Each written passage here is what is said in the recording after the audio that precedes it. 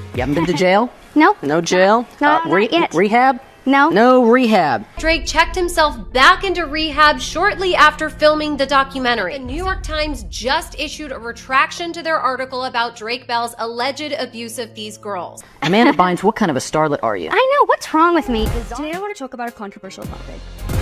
My conservatorship case. Hi everyone, welcome to Amanda Bynes and Paul Semensky, the podcast. Listen, we need to get this out there. The guy that Amanda has made this podcast with is not a scientist. He's a sociopath. Now with actress Amanda Bynes speaking out publicly for the first time in 4 years after facing troubles in the spotlight.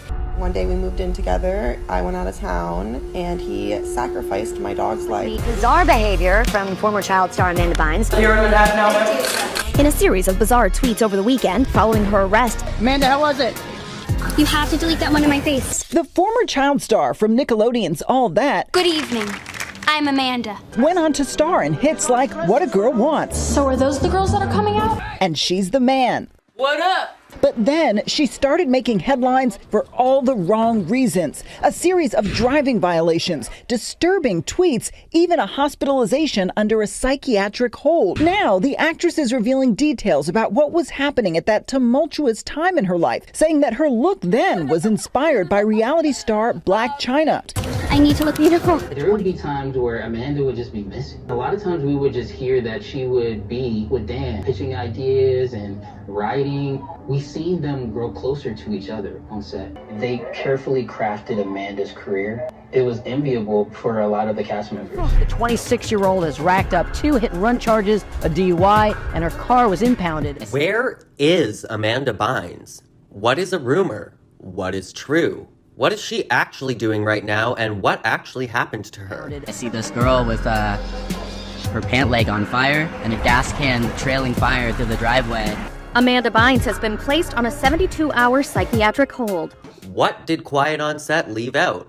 And what really happened to Drake Bell? Did Dan Schneider really know that Drake was being molested by Brian Peck for years before anything ever came out publicly? The executive producer of the Bynes Show, Dan Schneider. Unspeakable acts and crimes in defending this person.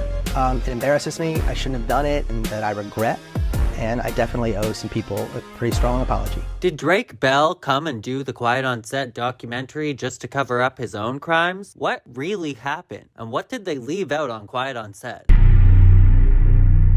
Welcome back. In today's episode, we're going to be uncovering the truth. Did Dan Schneider really get Amanda Bynes pregnant at 13 years old? Did she really have an abortion to Dan Schneider's baby? Did Dan Schneider destroy Amanda Bynes' life? Did Danny Boy, Mr. Diddly Diddly, the diddler, not to make light of such a serious situation, but did Danny the diddler know that Brian Peck was a diddly? Did Danny know that Brian was diddling Drake?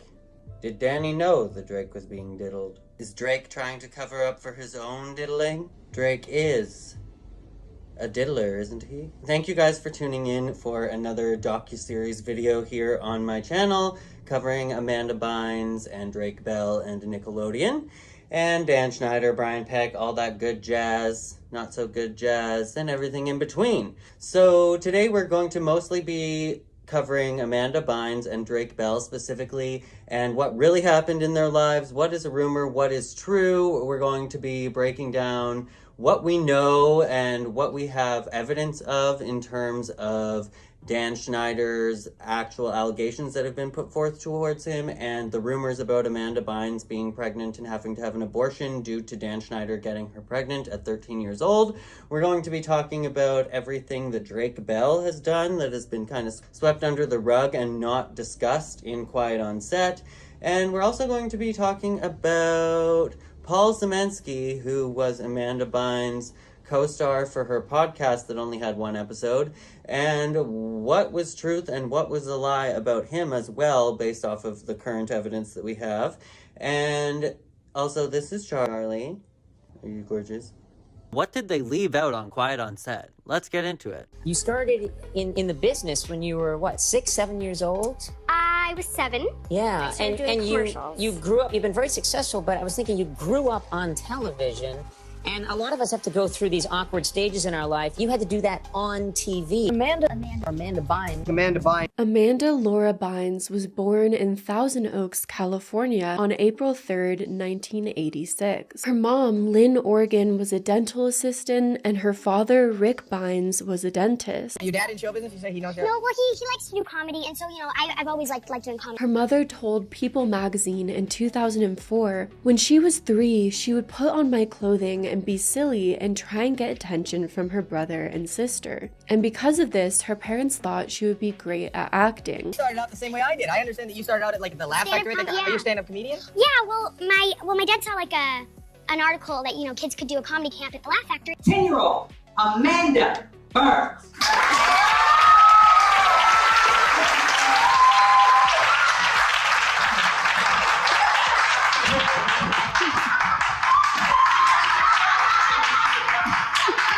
Amanda Bynes has had a tumultuous journey in the public eye. She rose to fame as a child star on Nickelodeon's All That and was the star of The Amanda Show, and later starred in movies like Hairspray and Easy A. Everything's gonna be okay. Yay! See? All right, that's the spirit. Everything's gonna be okay. However, she faced personal struggles and legal issues, including several arrests related to substance abuse and driving offenses. As of 2014, the narrative became that Amanda Bynes had a very public meltdown, exhibiting erratic behavior on social media and in public. But how much of that was ever true? She was placed under psychiatric hold and went through a period of rehabilitation. Parents are going to make a move to create a conservatorship for Amanda because she is unable to care for herself.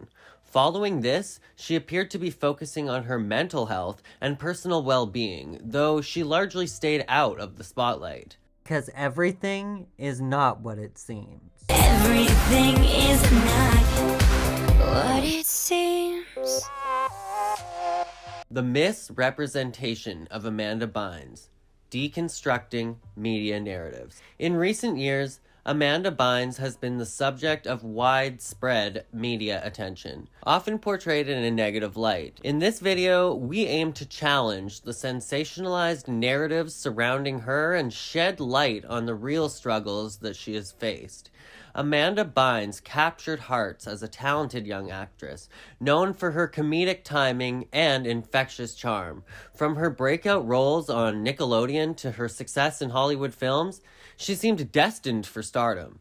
However, behind the scenes, Bynes was grappling with personal challenges that would soon overshadow her career. In the media frenzy that ensued, Bynes became a tabloid sensation, portrayed as, quote, crazy and out of control. Her every move was scrutinized. It's crucial to recognize that mental health struggles are complex and multifaceted. Amanda Bynes' story is a reminder that behind the headlines and sensationalized narratives, there's a real person in need of support and compassion. Can we give you a hug? Like, seriously, Amanda. Former Nickelodeon star Amanda Bynes is about to check into rehab. We know that Amanda Bynes' doctors are very concerned right now. Amanda Bynes officially charged with her DUI. Amanda is certainly not in a good place. Amanda Bynes was arrested in West Hollywood. Amanda Bynes may be a schizophrenic, feeding into harmful stereotypes about mental health and substance abuse. But what many failed to acknowledge were the underlying issues she was grappling with. According to Amanda's Instagram, she enjoys announcing projects but rarely appears to see them through. In a video from October 2023, Amanda revealed that she was working on a coffee table book with her friend Paul Semensky. The former actor announced there was a top secret photo shoot in LA for this book that was happening on October 27th, 2023. She then invited people to text her for more information. Amanda popped back onto Instagram a few days later to say the shoot went well. We haven't heard anything since. Less than a month after the coffee book idea was shared, Amanda dropped a video about starting a podcast with Semensky. It's super impressive that Paul's going to be a part of it because he's a scientist and a biochemist, Amanda said. The first and only episode was released on YouTube on December 11, 2023 and featured tattoo artist Dahlia Moth. Hi everyone, welcome to Amanda Bynes and Paul Semensky, the podcast. Today we are welcoming Dahlia Moth on our show. Hi, everyone. Thank you so much for being on our show. In a series of Instagram stories that have since expired, Amanda told fans the podcast was canceled. The first episode of my podcast did really well. I was actually surprised and, of course, was going to keep going after friends encouraged me to. After thinking about it, though, I would rather get my manicurist license and have a consistent job, she wrote. On March 5th, 2024, Bynes shared a photo of her board of barbering and cosmetology exam results to her Instagram stories. Sadly, she failed, but promised to study harder next time. Allegations of abuse on the set of All That are detailed in an Investigation Discovery docuseries.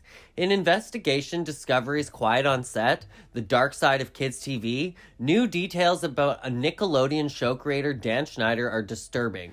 The first show he created for the network was The Amanda Show, which ran from 1999 to 2002.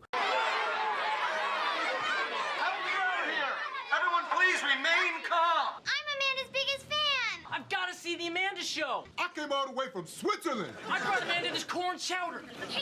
Hey, get back in line. Sir, apparently you don't realize who I am, please. My name is Penelope Tate. I just happen to be Amanda's #1 fan, please. Does everybody have Amanda's face tattooed on their abdomen, huh? Where's Amanda? The Amanda Show will begin momentarily. Sorry. Hey, it's Amanda! Yeah!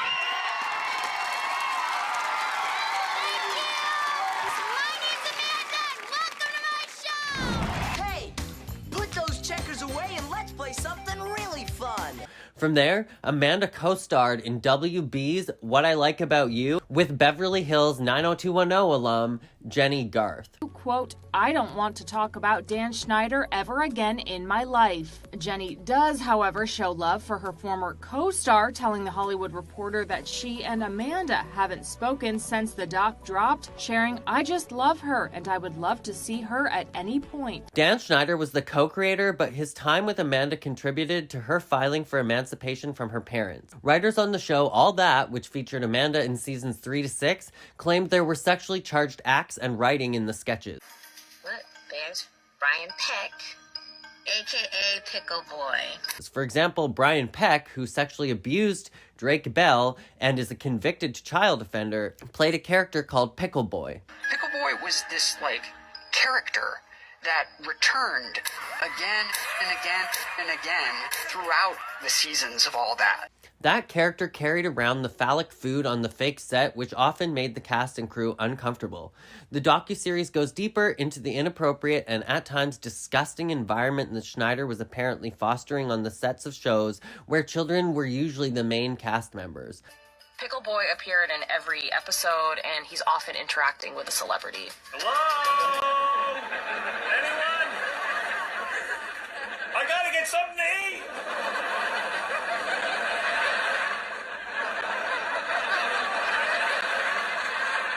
Pickle Boy likes to hurt and tease Pickles. There was this referencing to oh yeah, Dan just has a weird sense of humor. That was like, the pickles don't look like penises to you? We just went with it. Pickles? Look, this is the mind of Dan Schneider. You gotta ask him. I remember at the time, I think it was about 2.5 years in, everyone went to Brian's house for a barbecue, and his house was a little off. He had a room that was just dedicated to vintage toys and comic books, and he'd converted his garage into a Planet of the Apes shrine. I noticed a painting in the room that stuck out to me because it had nothing to do with Planet of the Apes. It was of a birthday clown holding balloons. And Brian got very excited when I asked him about it. He flipped the thing around, and on the back it said, I hope you enjoy the painting. Best wishes, your friend, John Wayne Gacy. It was a self-portrait of a serial killer, John Wayne Gacy. At this point, I'm 14. I didn't know the details, but I knew this guy's a freaking serial killer who killed a lot of young men and boys. My instinct was everyone has to see this. And so all the parents and the kids come into the room, and then Brian presents the painting again. And Brian actually developed a pen pal relationship with John. He kept this pile of letters and photos from John Wayne Gacy in his nightstand next to his bed. and starts showing them to me, your instinct is to give someone the benefit of the doubt, even in the face of like this really bad sign. It was one of those like classic failures of group psychology. This man who was like trusted as basically a supervisor of kids is not safe. What you got? Egg splat! While Amanda has never said anything publicly about Schneider, one has to wonder how much of her time on these shows contributed to her issues later in life. Despite the challenges she faced, Amanda Bynes showed incredible resilience in her journey toward healing. We will be getting to Drake Bell's story and Drake Bell's victims after we cover Amanda Bynes and expose all of the truth in Amanda Bynes' story. But before we cover the pregnancy that Amanda Bynes allegedly experienced from Dan Schneider at 13 years old, I think that it's important to cover the current rumors surrounding Amanda Bynes and her life, which is that of her podcast and her allegedly sociopathic dog murdering partner of a podcast host, Paul Semensky. So this was originally covered on Sloane's channel, who is a creator here on YouTube, after a series of now deleted TikToks went out about Paul. So let's take a look at what was covered on Sloane's channel, and then we'll take a look at some receipts. Amanda's friend is a danger to society and a danger to her well-being. Amanda Bynes just signed up to do a podcast with a man who has been lying about his career, claiming he's a scientist. He also practices Satanism. This guy, Paul, went as far as to sacrifice his roommate's dog, all because it was a blood moon. Amanda is appearing back on social media again, and next to this creep here back in March, we saw her out and about in Hollywood, completely nude and having a psychiatric break. March 20th, 2023, Amanda was once again placed under a 72-hour psychiatric hold after reportedly walking nude through Los Angeles and telling a passing motorist that she was having a psychotic episode. When Page Six reached out to Paul asking if he had been in touch with her, he claimed that she had stopped taking her medication shortly before this happened. Apparently, Amanda had been booked for an appearance at an All That panel at a 90s con in Connecticut, which would have been her first public appearance after the end of her conservatorship, but she was a no-show, largely due to her relapse and dismissal of her medication. So after Amanda Bynes was seen having this last public meltdown, she did check herself into a rehab facility for treatment, so kudos to her, because that is obviously the responsible thing to do and not something that a lot of people can do for themselves while they're currently struggling from mental health problems. But that's not the issue here. The issue was the podcast, more specifically, the podcast partner. Amanda remained in the mental health facility for 3 weeks before being released, but she then was detained by cops and placed back on psychiatric hold in June after being deemed a danger to herself and those around her. Her team told the media that she was going to be in there for a while. She really needed to focus on her mental health. The ex-child star was placed in conservatorship for years before it came to an end in 2022. Back in November, Amanda started posting on social media again and teasing that she was going to be having this show with her friend who is a scientist. Me and Paul Semensky are working on a podcast. It's super impressive that Paul is going to be a part of it because he's a scientist and a biochemist.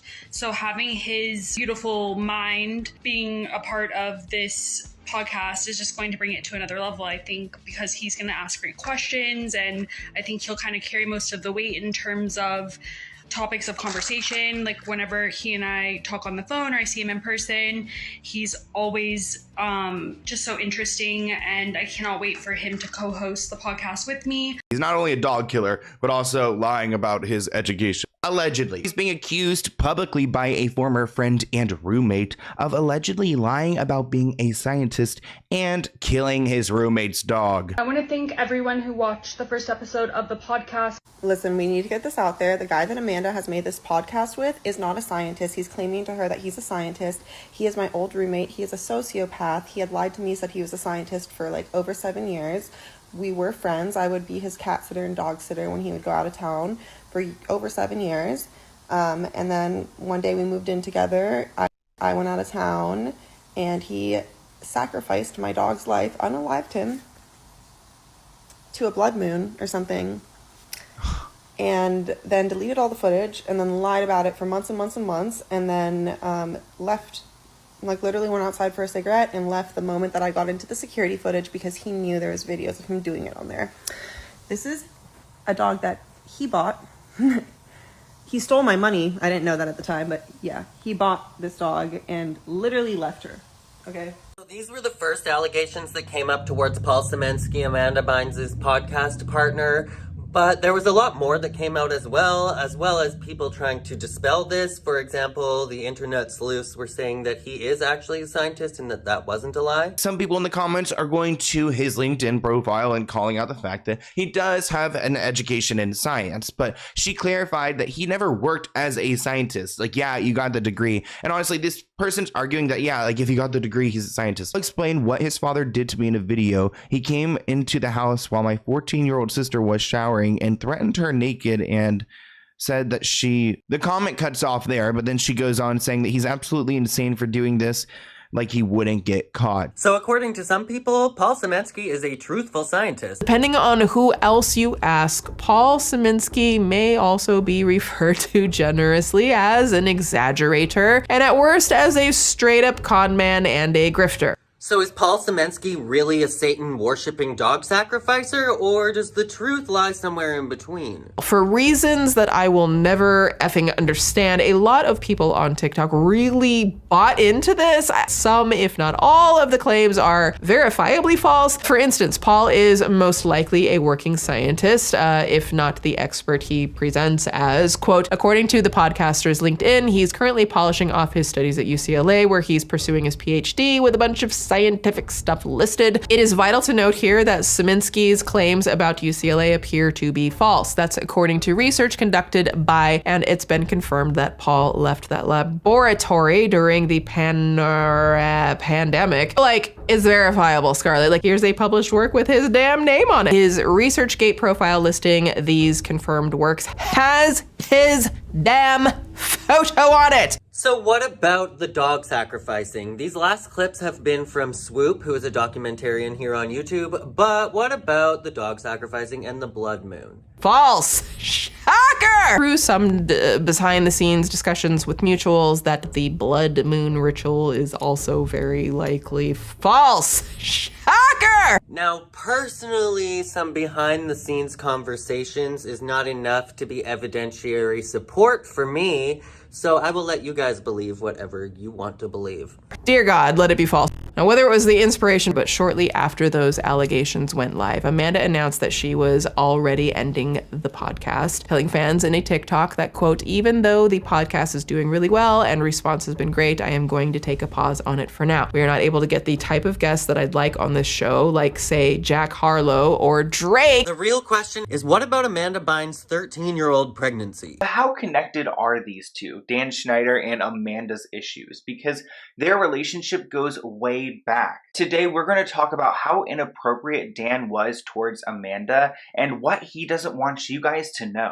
Now, it was actually years and years and years ago that Amanda Bynes' rumors about her getting pregnant from Dan Schneider actually surfaced to the internet. And it was Amanda Bynes that broke these rumors. But what is the truth? Just a quick word from our sponsor. If you are not familiar with True Smile veneers, they are fully removable cosmetic veneers that fit over top of your original teeth. Basically, you send away these molds or impressions that get mailed to your house, and they will make you a custom pair of veneers that will fit over top of your teeth, similar to a retainer, except for they're literally as thin as a contact lens. I absolutely love these, and I've been using them for like 5 years. I don't wear them all the time, but you can. I personally love them for like on stage or flash photography or anything like that. You can currently save $70 US off using the code SPARKS70 at checkout, and that is at www.truesmileveneers.com. And thank you so much to True Smile Veneers for setting me up a discount code to share with you guys. If you are interested in learning more about True Smile Veneers or saving $70 off your own pair, I will leave more information down in the description box with the website, and also a link to this video that you see here on screen. And all that being said, let's get back into the video. Amanda went through some terrible things. Remember when Nickelodeon randomly let go of Dan Schneider and they gave him $7 million to walk away with? Amanda reached out to her friend, Entity Lawyer, and asked him to post something on his website. And in that post, she included a sentence that says, "Dan did it." She capitalized some certain words within the sentence, and you guys can see the message is clear. She wants you to know that Dan did it. So let's talk about Amanda and Dan. Entity Lawyer, who is a person who runs a website called Crazy Days and Nights. It's a gossip forum, and they shared a lot about Amanda and her experiences with Dan. And he's just sitting there like he owns the place. And I'm thinking, he looked so creepy. He looked so creepy. And I said something like that to that effect to Amanda. And I said, and then she said something like, "I know all about fat and creepy." And I know the one time that she had said something about her dad molested her, and I don't know if that's true. But I think what she kind of meant, and I'm just guessing, is that her parents weren't around when she was getting molested. So in a sense, her parents were doing it. I follow you into the park.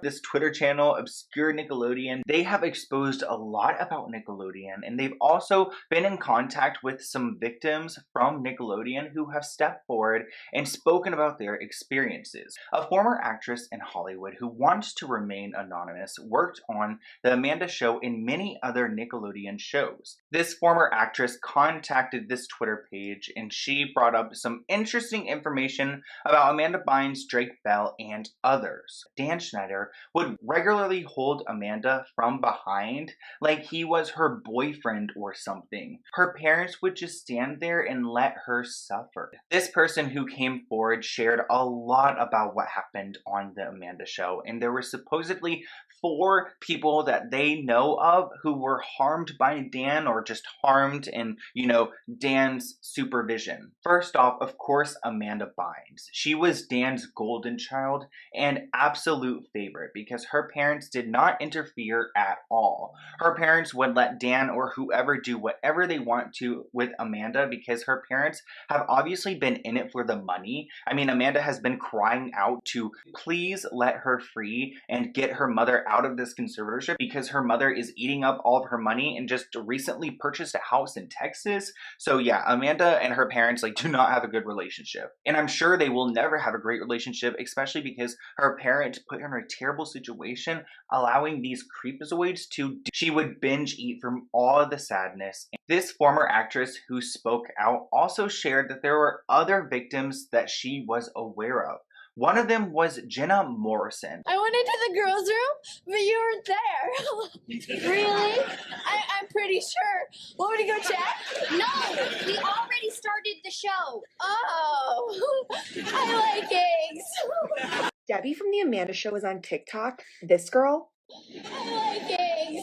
Please come forward and reveal yourself. Jenna, we have to know your thoughts on Dan Schneider. Following the release of Quiet on Set, TMZ reported that sources with direct knowledge that Amanda, Rick, and Lynn Bynes were approached to participate but turned the offer down. According to their sources, Amanda, whom we're told did not watch the documentary, declined to sit for an interview on account that she felt she just didn't have anything to share that would further their cause. And honestly, I seriously, certainly hope that she didn't go through those things. The things that the people on that documentary share are horrific. So I certainly hope that no more people went through that. But also, I don't blame Amanda for not watching it, and I almost think maybe it's healthier for her not to. I don't know that she needs to relive her time in that period, even if it was a good experience or an okay experience. There were a lot of things going on with her back then and consistently throughout all the years as we've documented. Oh, it's so beautiful. How beautiful. Charlie, you're so handsome. You're so handsome. While Amanda hasn't said anything publicly about Dan Schneider, many wonder how much of her time on these shows affected her. Where is Amanda Bynes now? She is pursuing her nail technician license, and she's gonna keep taking it until she gets it. As we reflect on Amanda Bynes' story, let's challenge the stigma surrounding mental illness and strive for a more compassionate understanding of those who struggle.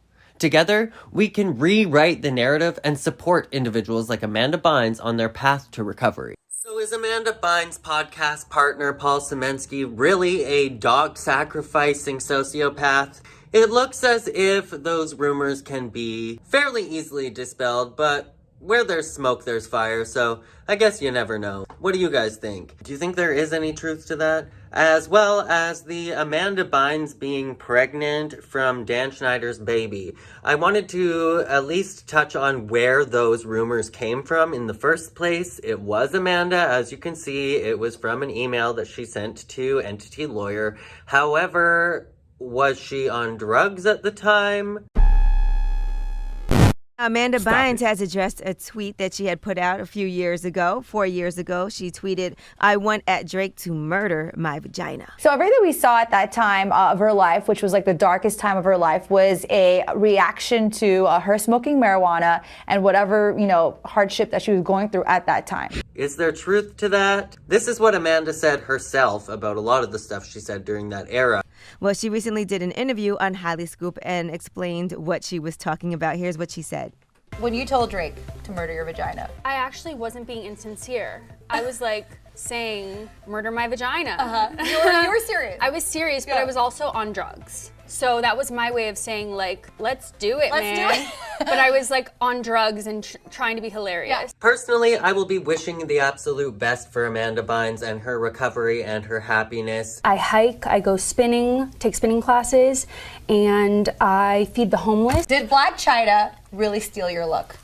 I stole her look. 31-year-old Bynes saying she's now drug-free and has enrolled in a fashion school with plans to launch her own collection. I'm going to school lately, fashion school, FITM, and I love it. I've learned how to sew, I make patterns, and I want to start a clothing line in the future. And saying she appreciates how her former All That cast member Nick Cannon tried to reach out to her. I know that he called me family, and I love that. He's definitely a family member to me too. I do miss acting, and I actually have something surprising to tell you. I'm going to start acting again. Yes! I want to do TV, maybe a few guest spots on some shows that I'm a fan of, and maybe another TV show where I'm the star of it. Well, Bynes says she's been sober for almost 3 years now. Good for her. Amanda is currently pursuing a life as a nail technician. Hey everybody, I wanted to let my fans know that I'm taking the board exam to get my manicurist license this Tuesday. I really hope I pass the test this time. I will let you all know if I do or don't, of course, and I'll keep retaking it until I get the license. I hope everybody has a great day. Bye. That is her goal right now. But that is not where this story ends because we haven't covered Drake the Diddler yet. So this is what they left out on Quiet on Set. Even though Quiet on Set revealed a ton of gut-wrenching details about the abuse Drake Bell faced as a Nickelodeon child star, there is so much of Drake's story that they chose not to get into. And though Quiet on Set briefly mentioned the allegations, many people were upset his own victims are being left out of the conversation. After Drake was repeatedly assaulted by voice coach, actor, and convicted pedophile Brian Peck, Drake has been accused of being an abuser himself multiple times, which explains why Drake checked himself back into rehab shortly after filming the documentary. The New York Times just issued a retraction to their article about Drake Bell's alleged abuse of these girls, which explains why Drake checked himself back into rehab shortly after filming the documentary. I would never interrupt anything, but very rarely sat in the green room. I'd always be offset somewhere where I could always keep my eyes on Drake. I started seeing Brian start to just hang around Drake too much, and it didn't set well with me. Drake would be in the dressing room or something, and in would pop Brian. I saw this video of Brian Peck on Growing Pains with Leonardo DiCaprio, grabbing his shoulder, running across him, and going down his arm. That's the kind of behavior I saw him with my son. Our little drawings. Show us the little drawings. Oh, you see, we draw drawings of each other. Brian is the famous artist, and we always make fun of each other and portray each other in silly, satirical ways. Leo's job on this set, for some reason, is to make fun of me all day long. Leo, as you know, is the latest, hottest, hunkiest teen idol there is. Yeah, muscles. Look, speaking of hunky, huh? Leo, what's it like to be a teen idol? Ask her, Cameron. I don't. Brian was subtly breaking physical barriers, getting closer and closer to Drake. So Brian really started getting into my mom's mind and telling her the same things he was telling me, how my dad's stealing my money, nobody likes that my dad's on set, he's a real problem. I was sleeping on the couch where I would usually sleep, and I woke up and he was sexually assaulting. Why don't you think of the worst stuff that someone can do to somebody as a sexual assault? And that'll answer your question. I would try and just escape with alcohol abuse, substance abuse. So at this point, we have seen how Brian Peck infiltrated Drake's life and weaseled his way past Drake's parents.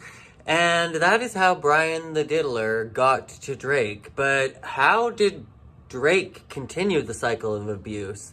That's what we're gonna get into. Because arguably, this is what they absolutely missed out on covering in Quiet on Set. You can't cover all of this story and leave this out. In 2021, years into a new relationship with Janet Von Schmeling, Drake pled guilty to child endangerment after exchanging sexual messages with a 15-year-old fan 4 years prior. Drake had groomed her from the age of 12, being friendly toward her on social media before starting to make lewd comments once she turned 15. And then abusing her after his concerts. New York Times reported that I'm a registered SO and that I pled guilty to SA on it, which is all not, which they just printed a retraction, by the way. I will simply say this, some of these claims that were made about sending photos of genitals, no such image was presented. However, Drake did still plead guilty to inappropriate and sexual conversations with the victim. Charges stopped at child endangerment and dissemination. So is Drake Bell actually a diddler? And there were witnesses, including the victim's friend, whose statements went against the victim's accusations of physical SA. It's kind of hard to tell without any substantial proof. The victim said one time Drake physically assaulted her when she was alone in a room with him after a show, but her friend said she was actually never alone in the room with him. And that friend was very clear that the victim had never gone into Mr. Bell's room alone, period. It sounds like we have hearsay coming in both directions, so